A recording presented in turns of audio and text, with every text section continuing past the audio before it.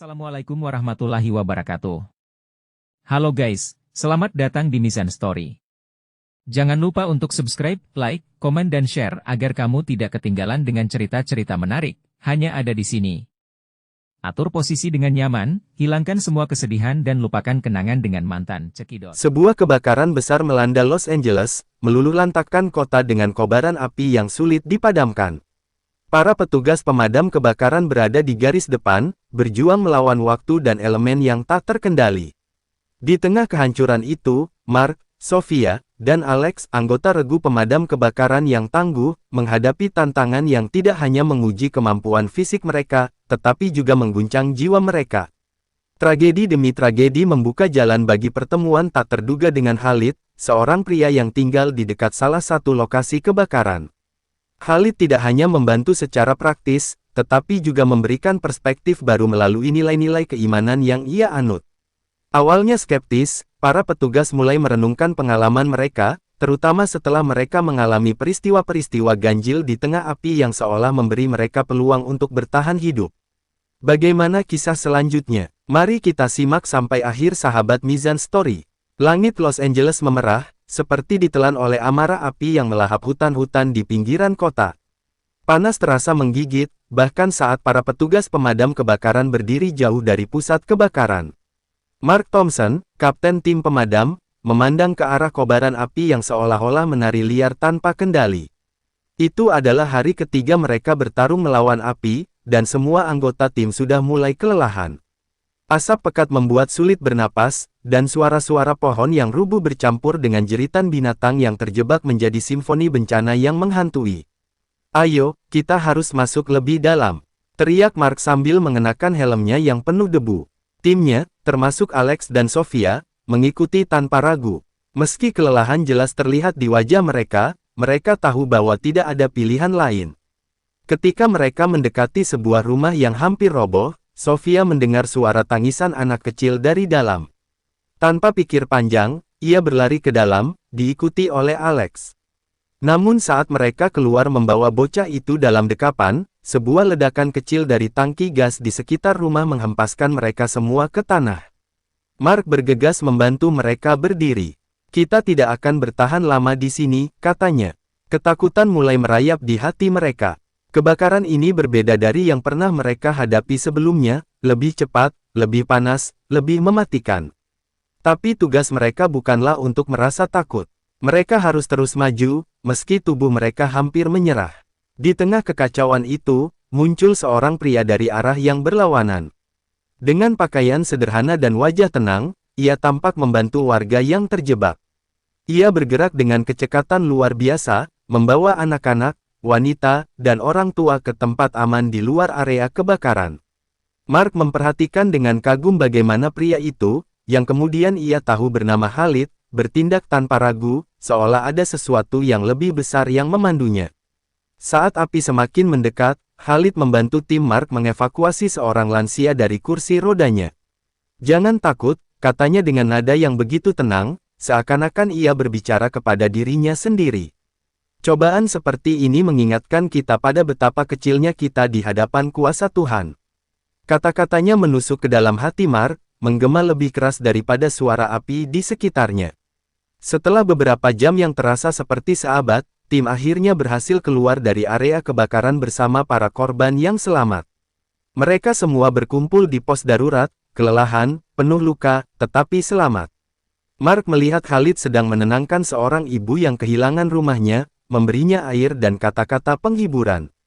Sesuatu tentang pria ini membuat Mark merasa damai, meski ia tak bisa menjelaskan alasannya. Sebelum pergi, Khalid menghampiri Mark. "Api hanya alat, bukan musuh. Kadang Tuhan mengirimkannya, bukan untuk menghancurkan, tetapi untuk membersihkan." Khalid tersenyum dan pergi begitu saja, meninggalkan Mark dengan pikiran yang berkecamuk. Bagi Mark, kalimat sederhana itu lebih berat daripada beban selang pemadam di tangannya. Di tengah kehancuran, ada sesuatu yang mulai menyala di dalam dirinya, sebuah pertanyaan yang tak pernah ia pikirkan sebelumnya, apakah semua ini benar-benar kebetulan? Sudah seminggu berlalu sejak kebakaran besar itu padam, tetapi rasa panasnya masih terasa di hati Mark dan timnya. Stasiun pemadam kebakaran tempat mereka bertugas kini lebih sunyi dari biasanya. Tidak ada canda tawa, tidak ada cerita ringan yang biasanya mengisi waktu istirahat. Kebakaran itu meninggalkan luka, bukan hanya pada hutan dan rumah-rumah yang hangus, tetapi juga pada jiwa mereka. Mark duduk di ruang briefing, matanya menatap kosong ke arah peta kebakaran yang kini tak lagi relevan. Kepalanya dipenuhi gambar-gambar, api yang menelan segalanya, suara ledakan, dan tatapan ketakutan orang-orang yang mereka selamatkan. Alex, salah satu rekan paling dekat Mark, masuk ke ruangan dengan raut wajah gelap. "Kau tahu, aku tidak bisa tidur sejak kejadian itu," gumamnya sambil melempar tubuhnya ke sofa. "Setiap kali aku memejamkan mata, aku mendengar suara pohon yang tumbang. Aku bahkan bermimpi terjebak di sana." Mark hanya mengangguk pelan. Dia tahu perasaan itu. Semua orang di tim mereka merasakannya, tetapi mereka terlalu bangga untuk mengakuinya. Bahkan Sofia, yang biasanya penuh semangat, kini sering terlihat menyendiri di sudut stasiun, memandangi dinding seakan mencari jawaban yang tidak ada. Namun bagi Mark, ada sesuatu yang lain yang mengganggunya. Sosok Khalid dan kata-katanya terus terngiang di benaknya. Cobaan seperti ini mengingatkan kita pada betapa kecilnya kita di hadapan kuasa Tuhan. Ada sesuatu yang berbeda dalam cara pria itu menghadapi bencana, seolah ia memandang tragedi dari sudut yang lebih luas, lebih bermakna. Mark, yang seumur hidupnya percaya bahwa manusia adalah tuan atas nasibnya sendiri, mulai merasakan keraguan. Apakah benar ada sesuatu yang lebih besar, lebih dalam, dari semua ini? Malam itu, Mark mencoba mencari jawaban. Ia membuka laptopnya dan mulai mengetik kata-kata yang acak, kebakaran dalam Islam, ujian hidup dalam agama, dan yang paling aneh, mengapa Tuhan mengirim bencana. Ia membaca banyak artikel, sebagian besar sulit dipahami, tetapi ada satu hal yang menariknya, konsep sabar dan tawakal. Mark belajar bahwa dalam Islam, bencana sering dipandang sebagai ujian untuk menguatkan iman dan mendekatkan seseorang pada Tuhan. Kata-kata itu seperti setetes air di gurun pikirannya yang gersang. Keesokan harinya, Mark memutuskan untuk berbicara kepada Sofia dan Alex. Ia tahu mereka juga berjuang dengan trauma masing-masing. "Aku tahu ini terdengar aneh," kata Mark sambil menggaruk kepalanya, "tapi aku membaca sesuatu tadi malam. Tentang bagaimana beberapa orang melihat bencana sebagai ujian, sebagai cara untuk menemukan makna." Alex tertawa kecil, sedikit sinis. "Kau jadi religius sekarang, Mark." Tapi Sofia, yang matanya tampak sembab karena kurang tidur, menatapnya dengan serius. "Apa yang kau temukan?" tanyanya pelan. Mark menjelaskan apa yang ia baca, meski dengan sedikit keraguan. Ia juga menceritakan tentang Khalid, pria yang mereka temui di tengah kebakaran. Sofia mendengarkan dengan penuh perhatian, sementara Alex mencoba menyembunyikan rasa penasarannya. "Aku hanya berpikir, mungkin kita butuh sesuatu yang lebih besar dari diri kita untuk membantu kita melewati ini," kata Mark akhirnya. Kata-katanya menggantung di udara, mengisi keheningan yang terasa berat. Hari itu, percakapan mereka tidak menghasilkan jawaban pasti, tetapi itu menjadi titik awal sesuatu yang lebih besar. Bagi Mark, Alex, dan Sofia, rasa kehilangan mereka perlahan berubah menjadi pencarian. Mereka tidak tahu apa yang akan mereka temukan, tetapi satu hal yang pasti, kata-kata Khalid telah menyalakan api kecil di hati mereka, api yang mulai membakar keraguan dan membawa mereka pada perjalanan yang tak terduga. 3 minggu setelah kebakaran besar itu, Mark merasa dorongan untuk bertemu Khalid semakin kuat. Sosok pria itu tidak pernah hilang dari pikirannya. Kata-katanya, keberaniannya, dan ketenangan yang ia tunjukkan di tengah bencana menjadi misteri yang tak bisa Mark abaikan. Ketika sebuah acara penggalangan dana untuk para korban kebakaran diumumkan, Mark tidak ragu untuk hadir. Ia membawa serta Alex dan Sofia, meski mereka awalnya enggan. Alex, dengan sikap skeptisnya, menganggap ini hanyalah formalitas, sementara Sofia lebih memilih diam, seperti biasa. Acara itu diadakan di sebuah aula komunitas kecil di pinggir kota. Mark segera mengenali Khalid di tengah kerumunan. Ia tidak berpakaian seperti kebanyakan orang yang hadir dengan jas dan gaun resmi. Khalid hanya mengenakan pakaian sederhana, tetapi caranya berbicara kepada para korban yang hadir menunjukkan kepedulian yang tulus. Ketika akhirnya Mark mendekatinya, Khalid menyambutnya dengan senyuman hangat, seolah mereka adalah teman lama. "Kapten Mark, katanya sambil menjabat tangan Mark erat, aku senang melihatmu di sini. Selama acara itu, Khalid diundang untuk berbicara. Suaranya tenang tetapi penuh kekuatan. Ia menceritakan kisah tentang Nabi Ibrahim yang dilemparkan ke dalam api besar oleh musuh-musuhnya, namun api itu tidak membakarnya. Api itu, atas perintah Tuhan, menjadi dingin dan membawa keselamatan. Dari kisah ini, kita diajarkan bahwa bahkan sesuatu yang kita anggap sebagai kehancuran bisa menjadi rahmat, jika kita melihatnya dengan iman, ujar Khalid. Kisah itu menggema di hati Mark. Ia tidak pernah mendengar cerita seperti itu sebelumnya. Sementara bagi Alex, cerita itu memancing keheranan. Jadi menurutmu kita harus bersyukur atas semua ini? Alex bertanya kepada Khalid setelah acara selesai.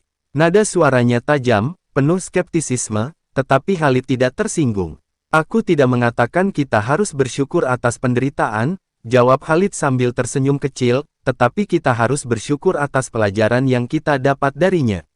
Karena di setiap ujian, Tuhan memberikan kesempatan bagi kita untuk mendekat kepadanya. Percakapan itu menjadi panjang. Khalid dengan sabar menjawab setiap pertanyaan Mark, Alex, dan bahkan Sofia, yang biasanya pendiam tetapi malam itu mulai berbicara. Ia bertanya tentang kehilangan, tentang rasa sakit yang ia rasakan setelah kematian keluarganya dalam kebakaran. Khalid mendengarkan dengan penuh perhatian, lalu berkata dengan lembut, kehilangan bukan akhir, Sofia. Itu hanya pengingat bahwa dunia ini sementara, dan ada kehidupan yang lebih baik setelah ini. Di sana, tak ada lagi air mata. Kata-kata itu membuat Sofia terdiam lama. Ketika malam semakin larut, Khalid memberi mereka Al-Quran kecil sebagai hadiah. Ini adalah kitab yang sering aku baca ketika aku merasa hilang, katanya. Aku tidak memaksa kalian untuk percaya, tetapi aku mengajak kalian untuk membaca dan mencari jawaban sendiri. Mark menerima kitab itu dengan ragu, tetapi ada sesuatu dalam cara Khalid berbicara yang membuatnya tidak bisa menolak. Dalam perjalanan pulang, mobil mereka dipenuhi keheningan. Sofia memegang erat Al-Quran di pangkuannya, sementara Alex hanya memandang keluar jendela, tenggelam dalam pikirannya sendiri. Mark, di kursi pengemudi, merasa bahwa ia telah membuka pintu ke dunia yang sama sekali baru. Kisah Khalid, tentang api yang berubah menjadi rahmat, kini menjadi pertanyaan besar dalam dirinya, apakah mungkin bahwa semua yang ia anggap sebagai kehancuran selama ini sebenarnya adalah sebuah undangan untuk menemukan sesuatu yang lebih besar. Malam semakin larut ketika Mark membuka Al-Quran kecil yang diberikan Khalid. Ia duduk di ruang tamu, hanya ditemani lampu meja yang remang-remang. Halaman pertama yang ia buka secara acak jatuh pada ayat tentang ujian, dan sungguh, kami pasti akan menguji kamu dengan sedikit ketakutan, kelaparan, kekurangan harta, jiwa, dan buah-buahan. Dan sampaikanlah kabar gembira kepada orang-orang yang sabar. Qs. Al-Baqarah, 155. Kata-kata itu membuat dadanya sesak. Rasa lelah, kehilangan, dan kehampaan yang ia rasakan selama ini, seolah-olah dijelaskan dalam kalimat-kalimat itu. Tetapi yang membuatnya bingung adalah kata, kabar gembira, di tengah penderitaan. Bagaimana mungkin ada kabar baik dari rasa sakit?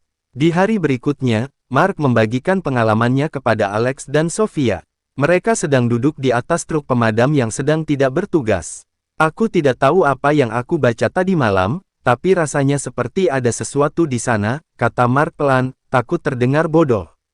Sofia memandangnya dengan mata merah, yang sudah menjadi ciri khasnya sejak kebakaran. Aku membacanya juga, katanya, mengejutkan Mark. Aku menemukan ayat tentang orang-orang yang kehilangan keluarga mereka, tetapi Tuhan menjanjikan mereka akan bertemu lagi di akhirat. Ia terdiam sejenak, lalu melanjutkan, aku tidak tahu apakah itu benar, tapi aku ingin percaya. Alex, yang biasanya keras kepala, tampak gelisah mendengar diskusi itu. Jadi sekarang kalian ingin jadi orang-orang religius.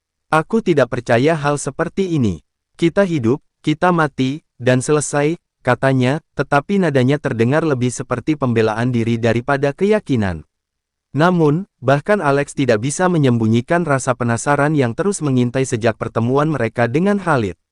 Ada sesuatu yang ia coba lupakan, tetapi semakin ia menolak, semakin kuat rasa itu. Hari-hari berlalu, dan ketiganya mulai sering berdiskusi di waktu senggang. Mark menemukan konsep tawakal yang menekankan pentingnya berserah diri kepada Tuhan setelah melakukan yang terbaik. Ia merasa itu seperti nafas segar, terutama setelah bertahun-tahun memikul tanggung jawab besar sebagai kapten pemadam kebakaran. Sofia, di sisi lain, mulai tertarik dengan ide kehidupan setelah kematian, sesuatu yang memberikan harapan baginya untuk bertemu keluarganya lagi. Namun, Alex masih berjuang melawan rasa skeptisnya, meskipun ia diam-diam membaca Al-Quran kecil itu di sela-sela waktu tugas. Krisis keimanan mereka memuncak ketika sebuah kebakaran baru terjadi di sebuah blok apartemen di pusat kota Los Angeles. Kebakaran itu terjadi di tengah malam, membuat tim mereka harus bekerja ekstra keras untuk menyelamatkan para penghuni yang terjebak. Dalam salah satu misi penyelamatan, Mark dan Sofia mendapati diri mereka terjebak di sebuah lorong sempit, dengan api yang terus mendekat dari kedua arah. Dalam keputusasaan, Sofia memejamkan matanya dan mengucapkan doa pendek, sesuatu yang ia pelajari dari Al-Quran, "Cukuplah Allah bagiku, tidak ada Tuhan selain Dia. Kepadanya aku bertawakal." Q.S. At-Taubah, 129. Mark, yang melihat Sofia berdoa di tengah api, merasa sesuatu yang aneh terjadi. Sebuah ketenangan menyelimuti dirinya, meski situasinya sangat mencekam. Beberapa detik kemudian, ledakan kecil dari ruangan sebelah membuka celah baru di tembok, memberikan mereka jalan keluar. Mereka berhasil keluar hidup-hidup, tetapi pengalaman itu meninggalkan jejak mendalam dalam hati mereka. Mark tidak bisa berhenti bertanya, apakah itu hanya kebetulan? Atau ada sesuatu yang lebih besar yang melindungi kami? Setelah kebakaran itu, Alex akhirnya berbicara. "Aku tidak percaya apa yang aku lihat tadi malam," katanya dengan suara berat. "Kita seharusnya mati di sana, tapi entah bagaimana kita keluar. Aku tidak tahu, tapi mungkin aku salah tentang semuanya." Kata-katanya mengejutkan Mark dan Sofia, tetapi mereka tidak berusaha memaksanya untuk percaya. Mereka tahu, perjalanan ini bukan tentang paksaan. Itu adalah tentang menemukan jawaban, satu demi satu, di tengah gelapnya kehidupan. Dan di antara mereka bertiga, cahaya itu mulai terlihat, meski redup. Pagi itu langit Los Angeles kembali kelabu, membawa firasat buruk bagi Mark dan timnya. Mereka baru saja kembali dari tugas kecil, tetapi alarm darurat berbunyi lagi, kali ini lebih keras dan mendesak. Kebakaran besar melanda pabrik kimia di pinggir kota. Pabrik itu dikenal penuh dengan bahan mudah meledak, dan api yang membara di dalamnya menjadi ancaman bagi seluruh area pemukiman di sekitarnya. Mark merasakan beban berat di dadanya, seperti firasat bahwa ini akan menjadi ujian terberat mereka. Namun, tidak ada waktu untuk ragu. "Kita berangkat sekarang," perintahnya, mencoba menutupi rasa gugupnya. Saat mereka tiba, kobaran api sudah menjilat langit. Asap hitam tebal membubung, membuat sulit bernapas bahkan dengan masker oksigen. Para pekerja pabrik berlarian keluar, panik, sementara jeritan mereka bercampur dengan suara ledakan kecil yang terus terjadi. Mark segera mengatur tim untuk masuk, meskipun ia tahu risiko yang mereka hadapi. Mereka harus menyelamatkan para pekerja yang masih terjebak di dalam, dan mencegah kebakaran menyebar ke tangki penyimpanan bahan kimia yang bisa meledak kapan saja. Sofia dan Alex bergabung dengan Mark dalam tim penyelamatan, masuk ke dalam pabrik yang hampir runtuh. Di dalam, suhu udara begitu panas hingga terasa seperti kulit mereka terbakar meski memakai pakaian pelindung. Di tengah kekacauan itu, mereka menemukan sekelompok pekerja terjebak di sebuah ruangan yang pintunya terkunci. Mark memerintahkan Sofia untuk mencari jalan keluar alternatif, sementara ia dan Alex mencoba mendobrak pintu. Namun, sebelum mereka berhasil, ledakan besar mengguncang gedung, menyebabkan sebagian atap runtuh dan memisahkan mereka bertiga. Sofia terjebak di sisi lain, dikelilingi oleh puing-puing yang hampir menutup seluruh jalan keluar. Ia mencoba menahan rasa takut yang mencekiknya. Dalam kegelapan yang dipenuhi asap, ia teringat ayat-ayat yang sering ia baca belakangan ini, tentang bagaimana setiap kesulitan akan disertai kemudahan. Dengan gemetar, ia mulai berdoa, "Ya Allah, jika ini jalanku, maka beri aku kekuatan. Jika ini ujian, maka tunjukkan jalan keluarku." Air matanya mengalir, tetapi doa itu memberinya keberanian untuk terus bergerak. Sementara itu, Mark dan Alex berada di sisi lain pabrik, mencari jalan untuk menyelamatkan pekerja yang terperangkap. Alex, yang selama ini penuh keraguan, mendapati dirinya mulai mengingat doa yang Sofia ucapkan di kebakaran sebelumnya. Dengan suara lirih, ia mengucapkannya sendiri, meski setengah ragu, "Cukuplah Allah bagiku, tidak ada Tuhan selain Dia. Kepadanya aku bertawakal." Mark mendengar Alex dan menatapnya, terkejut, tetapi tidak mengatakan apa-apa. Mereka hanya saling bertukar pandang sebelum kembali fokus menyelamatkan para pekerja. Ledakan berikutnya mengguncang pabrik, hampir membuat Mark kehilangan keseimbangan. Saat itulah mereka mendengar suara Sofia di radio komunikasi, memberitahu bahwa ia telah menemukan jalan keluar untuk para pekerja yang terjebak. Dengan instruksi dari Sofia, mereka berhasil membawa semua orang keluar dari pabrik yang nyaris runtuh. Tetapi saat Mark hendak memastikan semuanya aman, ia menyadari Sofia masih belum keluar. Tanpa pikir panjang, ia berlari kembali ke dalam pabrik, mengabaikan teriakan Alex yang memintanya untuk berhenti. Di tengah kobaran api, Mark menemukan Sofia terjebak di bawah balok besar. Dengan sisa tenaganya, ia menarik Sofia keluar tepat sebelum atap runtuh sepenuhnya.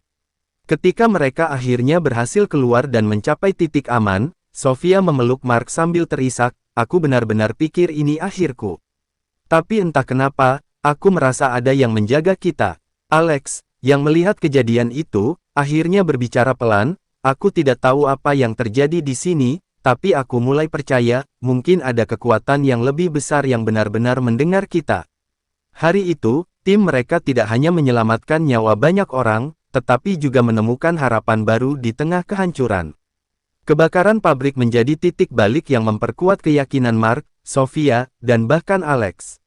Meski mereka masih belum sepenuhnya memahami keimanan yang mulai tumbuh di hati mereka, api yang membakar di sekitar mereka telah menghidupkan sesuatu yang lebih besar di dalam jiwa mereka, sebuah keyakinan bahwa hidup tidak pernah benar-benar tentang kebetulan.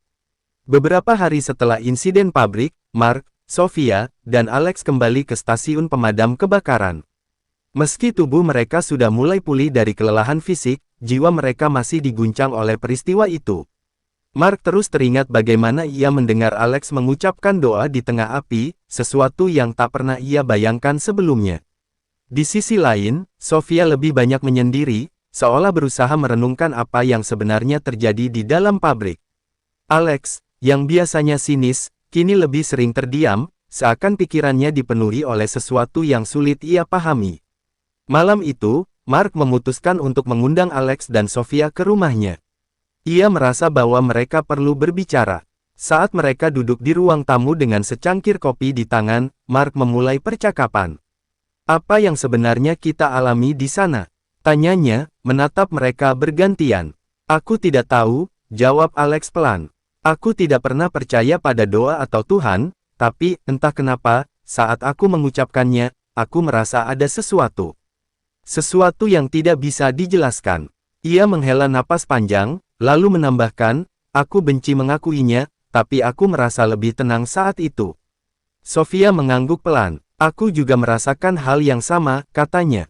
"Aku pikir aku akan mati di bawah balok itu, tapi aku terus berdoa.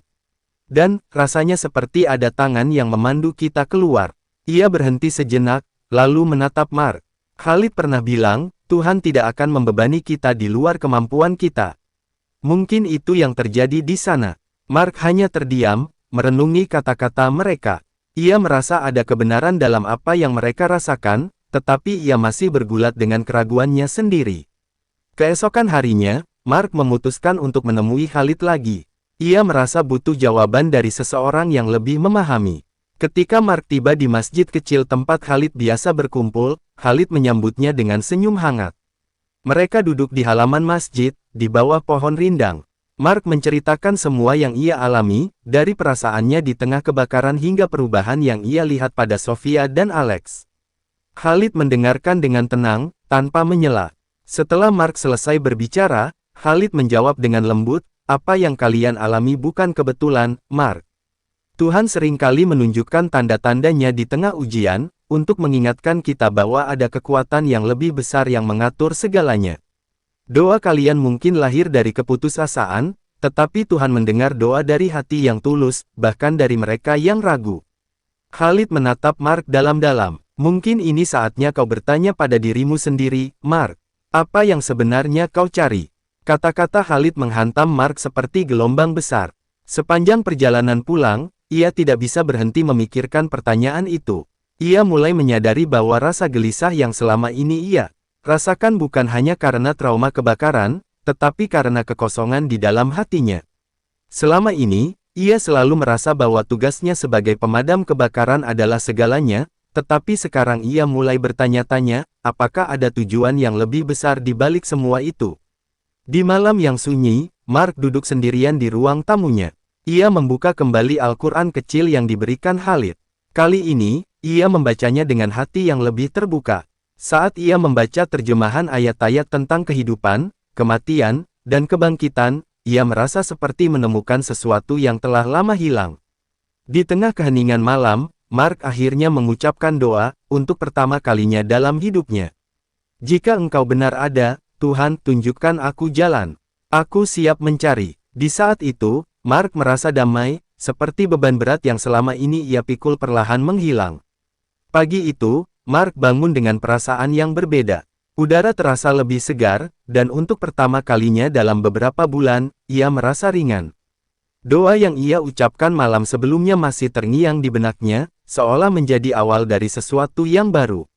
Di stasiun pemadam kebakaran, Sofia dan Alex sudah menunggunya. Sofia membawa sebuah buku yang ia temukan di perpustakaan masjid, sementara Alex tampak lebih tenang dari biasanya. Aku ingin berbicara dengan kalian, kata Mark. Wajahnya serius, tetapi ada keteduhan yang membuat keduanya merasa nyaman. Kemarin malam, aku mencoba berdoa, lanjut Mark, membuat Sofia dan Alex saling berpandangan terkejut. Aku tidak tahu apa yang akan terjadi setelah ini, tapi aku merasa bahwa semua yang kita alami bukan kebetulan. Kebakaran itu, pertemuan dengan Khalid, bahkan semua pertanyaan yang muncul di kepala kita, mungkin semuanya adalah cara Tuhan memanggil kita. Sofia tersenyum kecil, sementara Alex mengangguk pelan, meski tampak masih berusaha mencerna kata-kata itu. Beberapa hari kemudian, mereka bertiga memutuskan untuk mengunjungi masjid bersama. Khalid menyambut mereka dengan penuh kehangatan, seperti seorang kakak yang menyambut adik-adiknya. Setelah berbicara dengan Khalid, mereka diundang untuk menghadiri pengajian kecil yang diadakan oleh komunitas setempat. Di sana, mereka bertemu dengan orang-orang dari berbagai latar belakang, seorang dokter, seorang mantan narapidana, bahkan seorang musisi, semuanya berbagi kisah tentang bagaimana mereka menemukan Islam. Kisah-kisah itu membangkitkan emosi yang dalam di hati Mark, Sofia, dan Alex, seolah-olah mereka melihat refleksi dari perjalanan mereka sendiri. Sofia, yang selama ini terjebak dalam trauma kehilangan keluarganya, menemukan harapan baru dalam konsep akhirat. Jika benar ada kehidupan setelah kematian, maka aku tidak perlu takut lagi, katanya kepada Khalid suatu malam. Aku ingin bertemu dengan keluargaku lagi. Aku ingin mereka tahu bahwa aku mencoba menjalani hidup dengan baik. Khalid tersenyum mendengar kata-kata itu. Tuhan tidak pernah meninggalkan hambanya yang mencari, Sofia. Kau hanya perlu terus melangkah. Alex, meski masih skeptis, perlahan mulai membuka hatinya. Suatu malam, ia berbicara dengan Mark sambil menatap langit. Aku tidak tahu apakah aku siap untuk percaya. Tapi, aku ingin tahu lebih banyak. Rasanya seperti ada bagian dari diriku yang selama ini aku abaikan, katanya dengan suara pelan. Mark menepuk bahunya. Aku juga tidak punya semua jawaban, Alex. Tapi aku pikir perjalanan ini bukan tentang mengetahui segalanya. Ini tentang berani mencari. Hari itu akhirnya tiba. Di sebuah siang yang tenang, Mark, Sofia, dan Alex berdiri bersama di masjid kecil tempat Khalid pertama kali menyambut mereka. Dengan hati yang bergetar, mereka mengucapkan syahadat di hadapan Khalid dan komunitas muslim setempat. Suasana haru menyelimuti ruangan. Sofia menangis. Teringat keluarganya, sementara Alex tampak lebih tenang dari sebelumnya. Mark, yang selama ini menjadi pemimpin di tim mereka, merasa seperti baru saja menemukan pemimpin sejatinya, Tuhan. Ketika mereka keluar dari masjid, matahari bersinar terang, seolah-olah memberkati langkah awal mereka yang baru. Sofia tersenyum lega, Alex menghela napas panjang, dan Mark memandang langit biru dengan rasa syukur yang dalam. Di dalam hati mereka, ada ketenangan yang belum pernah mereka rasakan sebelumnya. Perjalanan mereka belum selesai, tetapi mereka tahu bahwa mereka tidak lagi sendiri. Mereka telah menemukan arah, dan yang lebih penting, mereka telah menemukan cahaya di tengah kegelapan. Pesan moral dari kejadian ini adalah 1. Kemanusiaan di tengah tragedi. Kebakaran besar mengajarkan bahwa di tengah bencana dan kehancuran, semangat kemanusiaan adalah yang paling berharga. Melalui kerjasama, empati, dan keberanian, kita dapat menghadapi tantangan terberat sekalipun. 2. Mencari makna dalam ujian hidup. Kisah ini menunjukkan bahwa setiap ujian dan kesulitan yang kita alami memiliki tujuan yang lebih besar. Kesulitan seringkali menjadi jalan bagi kita untuk merenungkan hidup, menemukan kedamaian, dan memperbaiki diri. 3. Kekuatan doa dan kepasrahan. Dalam kondisi terberat, ketika segala upaya terasa tidak cukup, doa dan kepasrahan dapat memberi kita kekuatan baru. Keimanan mengajarkan kita untuk tidak menyerah, percaya bahwa ada rencana besar yang tidak selalu terlihat. 4. Transformasi dan perubahan diri. Cerita ini mengajarkan bahwa perubahan adalah hal yang mungkin bagi siapa saja, tidak peduli seberapa berat beban yang mereka pikul. Setiap orang memiliki kesempatan untuk memulai kembali dan menemukan arah hidup yang lebih baik. 5. Harapan selalu ada. Meski api menghancurkan, cerita ini mengingatkan bahwa dari abu kehancuran, kehidupan baru dapat tumbuh. Harapan selalu ada bagi mereka yang berusaha dan percaya pada sesuatu yang lebih besar dari diri mereka sendiri. Dengan pesan-pesan ini, kisah tersebut mengajarkan pentingnya semangat, keimanan, dan perjuangan di tengah cobaan hidup. Terima kasih sudah menonton sampai akhir. Jika cerita ini membuatmu terinspirasi, tertawa, bersedih, atau bahkan terbawa suasana, jangan lupa untuk like, share, dan subscribe agar kamu nggak ketinggalan kisah-kisah menarik lainnya. Tinggalkan pendapatmu di kolom komentar, karena suaramu sangat berarti untuk kami. Sampai jumpa di video berikutnya, dan ingat, setiap cerita punya pesan, dan setiap pesan bisa mengubah dunia. Stay safe, stay inspired, and keep dreaming. See you. Wassalamualaikum warahmatullahi wabarakatuh.